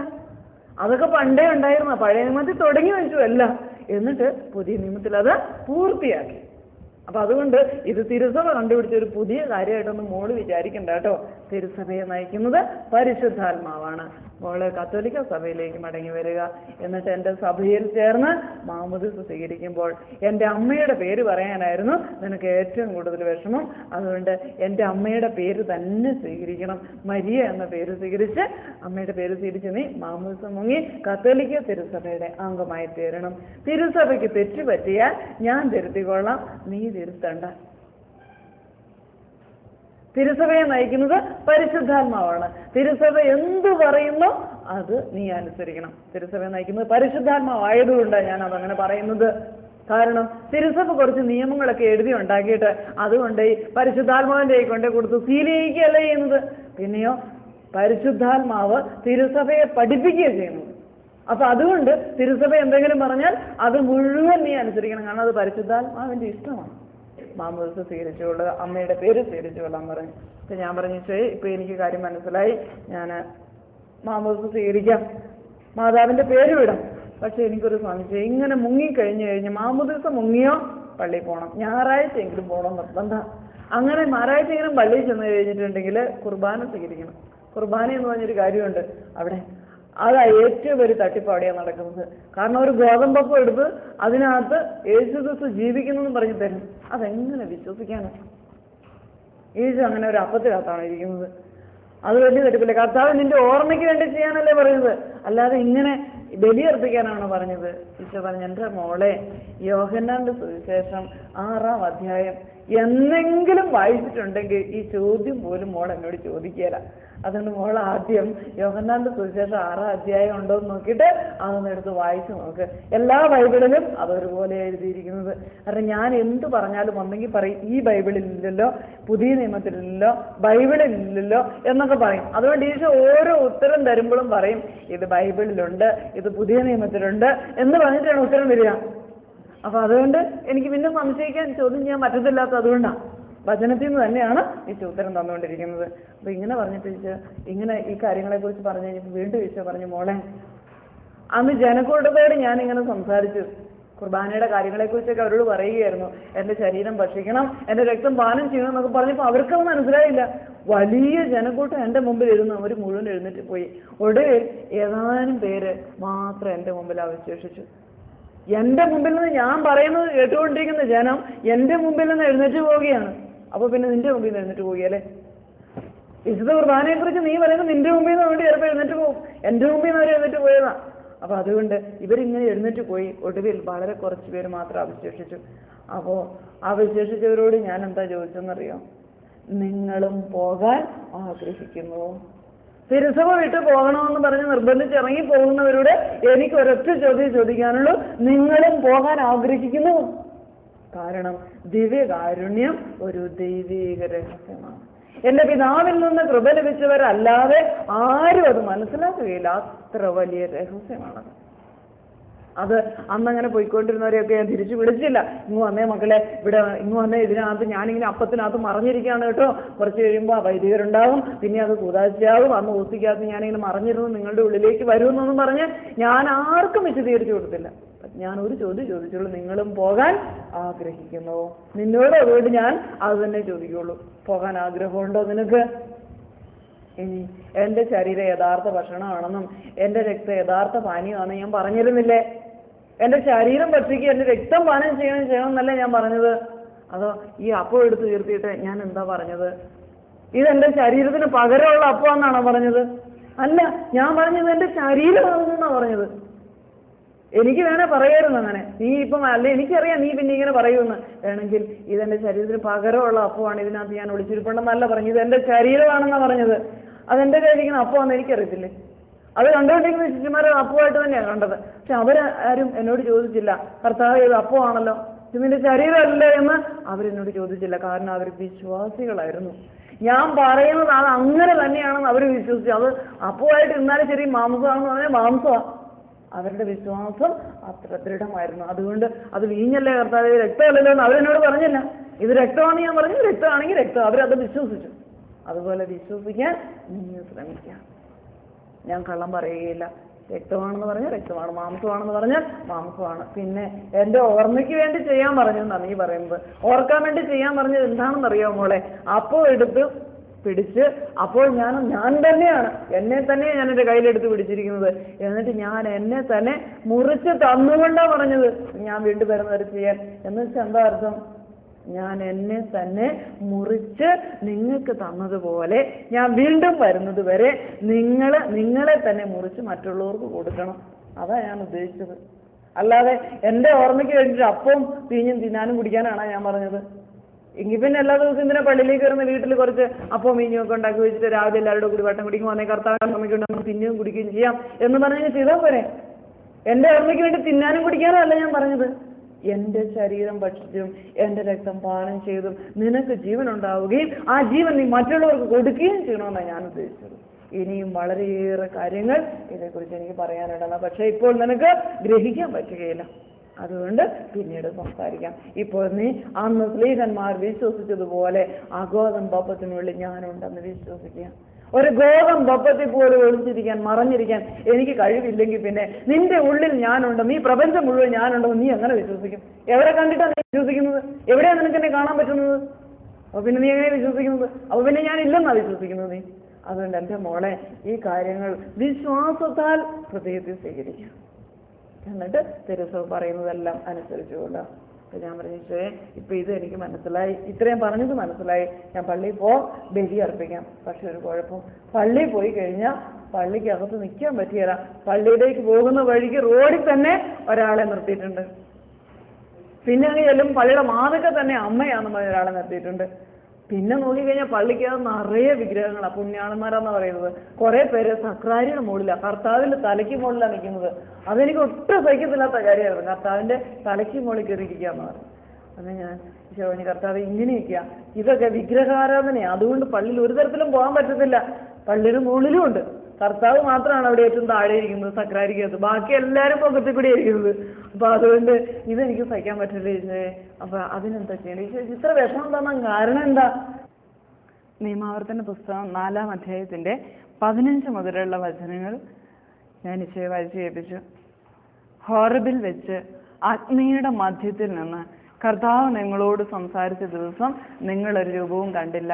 അതിനാൽ എന്തിൻ്റെയെങ്കിലും സാദൃശ്യത്തിൽ, പുരുഷന്റെയോ സ്ത്രീയുടെയോ ഭൂമിയിലുള്ള ഏതെങ്കിലും മൃഗത്തിന്റെയോ ആകാശത്തിലെ ഏതെങ്കിലും പറവയുടെയോ നിലത്തെഴയുന്ന ഏതെങ്കിലും ജന്തുവിന്റെയോ ഭൂമിക്കടിയിലെ ജലത്തിൽ വസിക്കുന്ന ഏതെങ്കിലും മത്സ്യത്തിന്റെയോ സാദൃശ്യത്തിൽ വിഗ്രഹമുണ്ടാക്കി നിങ്ങളെ തന്നെ അശുദ്ധരാക്കാതിരിക്കാൻ സൂക്ഷിച്ചുകൊള്ളുവിൻ.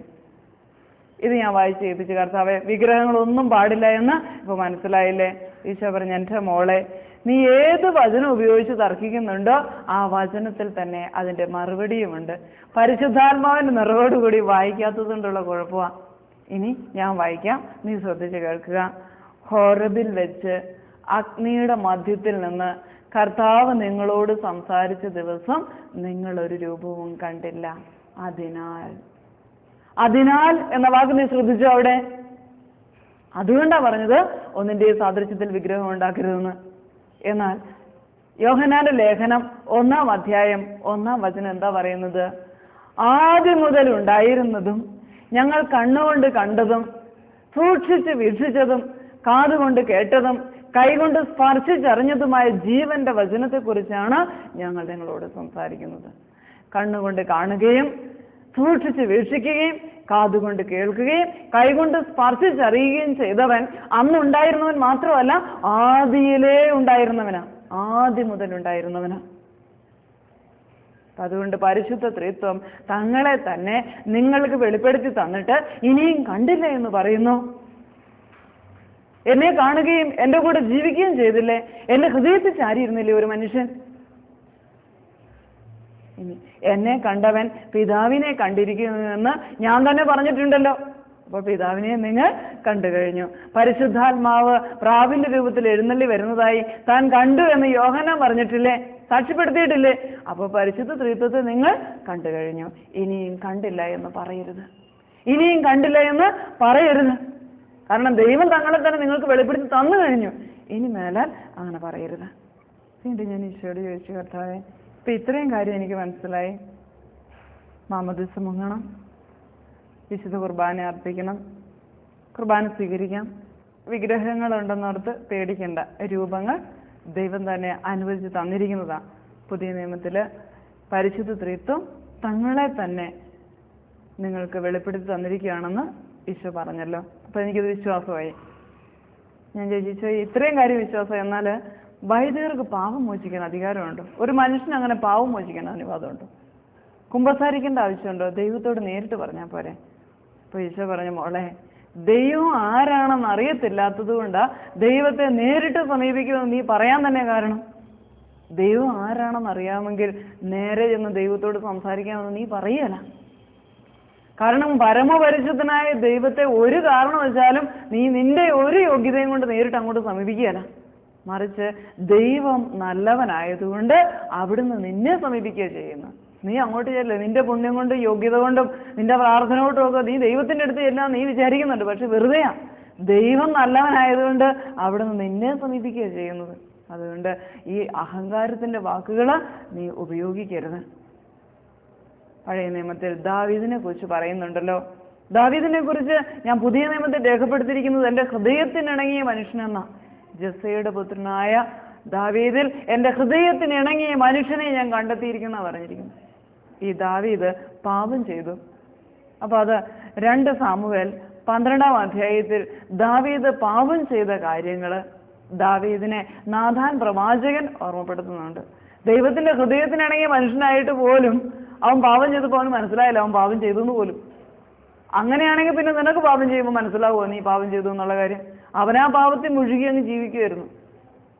എന്നാൽ ഇവൻ എന്റെ ഹൃദയത്തിന് ഇണങ്ങിയ മനുഷ്യനാണല്ലോ, നേരിട്ടങ്ങി എന്നേക്കാളും ദൈവം വിചാരിച്ചില്ല. കാരണം പാപം ചെയ്യുമ്പോൾ നീ ദൈവത്തിൽ നിന്ന് അകന്നു പോവുകയാണ് ചെയ്യുക. ഓരോ തവണ പാപം ചെയ്യുമ്പോൾ നീ ദൈവത്തിൽ നിന്ന് അകന്നകന്നു പോവുക. പിന്നെങ്ങനെ നീ നേരിട്ടങ്ങി എന്ന് പറയുന്നത്? അപ്പൊ അതുകൊണ്ട് അവിടെ എന്താ എഴുതി വെച്ചിരിക്കുന്നത് നോക്കി. നാഥാൻ പ്രവാചകനെ ദൈവം ദാവീദിന്റെ പക്കലേക്ക് അയച്ചു. താൻ തെരഞ്ഞെടുത്ത അഭിഷിക്തനെയാണ് അയച്ചത്. പ്രവാചകനെ അയച്ചാൽ അത് യെരൂശലേമിലുണ്ടായിരുന്ന ഏതെങ്കിലും ഒരുത്തിനെ അല്ല പറഞ്ഞു വിട്ടത്. താൻ അഭിഷേകം ചെയ്തവനെ ദാവീദിന്റെ പക്കലേക്ക് പറഞ്ഞു വിട്ടു. അങ്ങനെ നാഥാൻ പ്രവാചകൻ വന്ന് ദാവീദിനോട്, നീ കർത്താവിനെതിരായി പാപം ചെയ്തു, നീ എന്നതൊക്കെ ചെയ്തു, ദൈവത്തിന് ഇഷ്ടമായില്ല, ദൈവത്തിന് വേദനയായി എന്ന് പറഞ്ഞപ്പോൾ ദാവീദ് തിരിച്ചറിഞ്ഞു താൻ പാപം ചെയ്തു എന്നുള്ള കാര്യം. എന്നാൽ തനിക്ക് പാവം മനസ്സിലായി. ഇനി നാഥാൻ പ്രവാചകനോട് പൊക്കളാൻ പറഞ്ഞില്ല ദാവീദ്. അവിടെ ദൈവം വന്ന് ദാവീദിനോട് സംസാരിക്കുന്നതായിട്ടും കാണുന്നില്ല. അവര് നാഥാൻ പ്രവാചകനും ദാവീദും തമ്മിൽ സംസാരിക്കുന്നതായിട്ട് മാത്രമാണ് അവിടെ രേഖപ്പെടുത്തിയിരിക്കുന്നത്. പ്രത്യേകിച്ചും 12-ാം അധ്യായത്തിന്റെ 13ഉം 14ഉം വചനങ്ങൾ ശ്രദ്ധിച്ചു വായിക്കാം.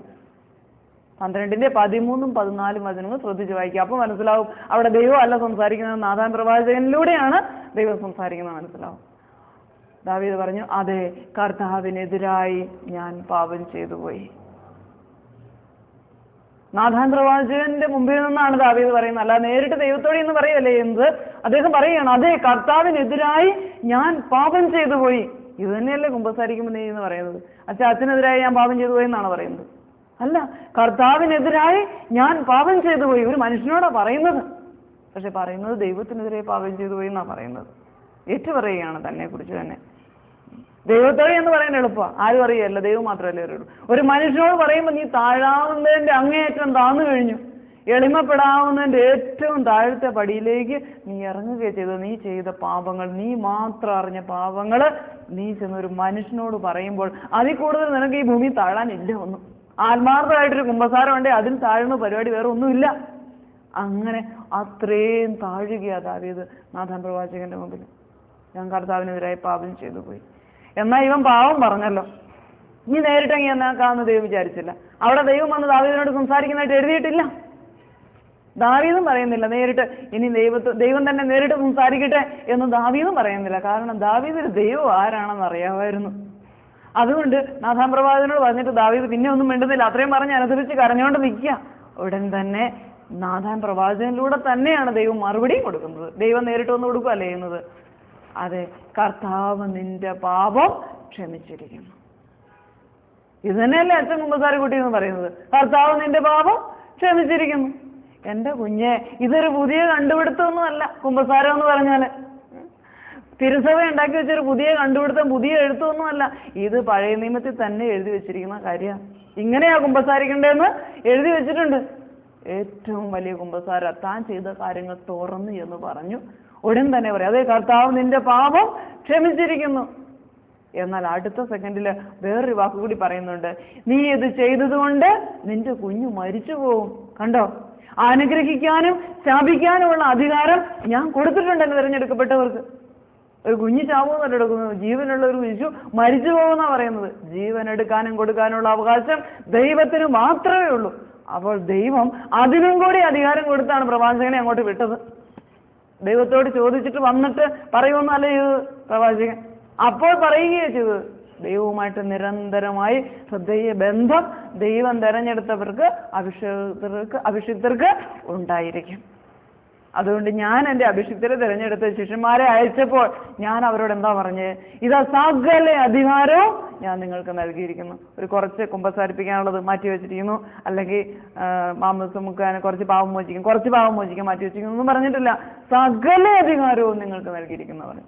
അപ്പൊ പിന്നെ നിന്റെ ഒരു പാവം മോചിക്കാൻ പോലും വൈദികന് അധികാരമില്ലെന്നാ നീ വിശ്വസിക്കുന്നെങ്കിൽ പിന്നെ നിന്റെ സകല പാവങ്ങൾക്കും മോചനം കിട്ടണം. മാമോദിസ വരുമ്പോൾ നീ എങ്ങനെ വിശ്വസിക്കാതെ മോചിക്കാൻ അവന് പറ്റുമെന്ന്? ഒരു കുഞ്ഞു പാവം പറയുമ്പോൾ അത് മോചിക്കാൻ അവന് കഴിവില്ല, പിന്നെ അതിലും വലിയ നിന്റെ ജീവിതത്തിലെ മുഴുവൻ പാവങ്ങൾക്ക് മോചനം തരാൻ ഒരു വൈദികന് എങ്ങനെ കഴിയും? നീ ഇവനെ എന്ത് വിശ്വസിച്ചാൽ മാമോദിസ സ്വീകരിക്കാൻ പോകുന്നത്? ഒരു മനുഷ്യന്റെ അടുത്തേക്ക് എന്ത് വിചാരിച്ചിട്ടാണ് മുങ്ങാൻ പോകുന്നത്? ദൈവം സകല അധികാരവും നൽകി അയച്ചത് എല്ലാവരെയും അല്ല, തന്റെ തിരഞ്ഞെടുക്കപ്പെട്ട അഭിഷിക്തരെയാണ് സകല അധികാരം, ശിഷ്യന്മാരെ അയച്ചത്. എല്ലാ അധികാരം കൊടുത്തു വിട്ടു. അല്ലാതെ അവിടെ മഴയുടെ പ്രസംഗം കേൾക്കാൻ വന്ന എല്ലാവരെയും കൂടി വിളിച്ച് നിങ്ങൾക്ക് ഞാൻ എല്ലാ അധികാരം തന്നു വിട്ടു എന്ന് പറഞ്ഞ് വിട്ടില്ല ഈശോ. എന്നാൽ ശിഷ്യന്മാരെ വിളിച്ചിട്ട് പറഞ്ഞു ഞാൻ നിങ്ങൾക്ക് സകല അധികാരവും തന്നിരിക്കുന്നു. അപ്പൊ അത് കാര്യങ്ങളൊക്കെ മോള് ശ്രദ്ധിച്ച് വായിച്ചു നോക്ക്. തിരുസഭ ഈ കുമ്പസാരവും എല്ലാം നിനക്ക് വേണ്ടി ഒരുക്കിയിരിക്കുന്നത്. ആ പുതിയ കണ്ടുപിടുത്തമൊന്നുമല്ല, പഴയ നിയമത്തിൽ തൊട്ടേ ഉണ്ട്. പുതിയ നിയമത്തിൽ ഇതാ പുരോഹിതർക്ക് അധികാരമുണ്ട്. അതുകൊണ്ട് പോയി കുമ്പസാരിക്കണം. നിനക്ക് എളിമപ്പെടുവാനുള്ള നല്ല അവസരമാണ്. നിന്റെ ദൈവവുമായിട്ട് അനുരഞ്ജനപ്പെടാനുള്ള അവസരം നഷ്ടപ്പെടുത്തി കളയരുത്. പരിശുദ്ധാത്മാവ് കൂദാശകളിലൂടെ നിനക്ക് വേണ്ടി എല്ലാം തിരുസഭയിൽ ക്രമീകരിച്ചിട്ടുണ്ട്. അതെല്ലാം നീ സ്വീകരിച്ചു കൊള്ളുക. നല്ലൊരു കുമ്പസാരത്തിലൂടെ മാത്രമേ നല്ലൊരു ബലി അർപ്പിക്കാൻ നിനക്ക് പറ്റുകയുള്ളൂ എന്ന കാര്യം പിന്നീട് ഞാൻ നിന്നോട് സംസാരിക്കാം. ഇപ്പൊ നിനക്ക് അത്രയും പറഞ്ഞാൽ ഗ്രഹിക്കാൻ പറ്റുകയില്ല. ഇപ്പോൾ ഇത്രയും മനസ്സിലായാൽ മതി. കുമ്പസാരിച്ചു കൊള്ളുക ആത്മാർത്ഥമായി. ഞാൻ പറഞ്ഞു ഇതെനിക്ക് വിശ്വാസമായി, ഇനി കുമ്പസാരിക്കാം. നേരിട്ട് ദൈവത്തോട് പറയുമെന്ന് ഇനി ഞാൻ പറയുകയില്ല.